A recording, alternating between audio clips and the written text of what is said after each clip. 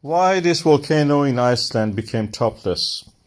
This is a mini lecture in the Igneous Geology, so I try to explain everything quickly in less than 3 minutes. Planet Earth, like all the rocky planets, is differentiated by gravity. Denser material at the core and less dense material at the mantle and the crust. Mantle and the crust of the Earth are silica rich. Silica is a silicium and oxygen in four oxygen, one silicon.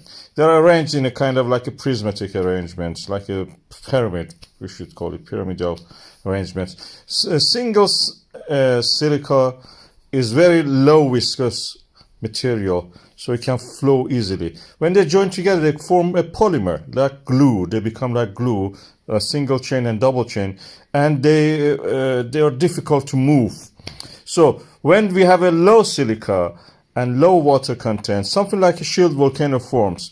They're very flat because the material, the lava, is very runny, and it cannot support its own weight, so it has to go long distance before that it actually will be stopped.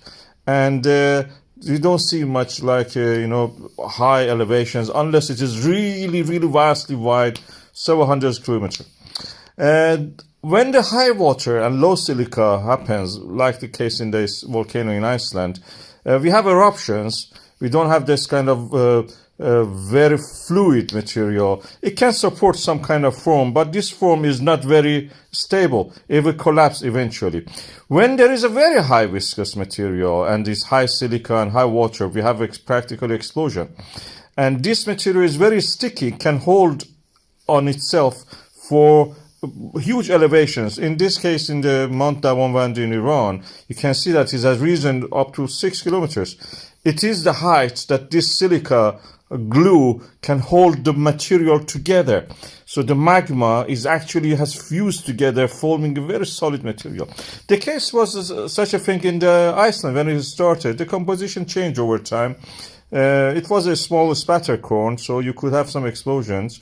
It had rich water. It was rich in water, but silica content was very high, so it was running in the way. But eventually, this has to collapse because the material is low silica. It doesn't have that strong polymer, gluey, and high viscosity strength to hold the wall together. And that's the reason it collapses. It's not strong enough.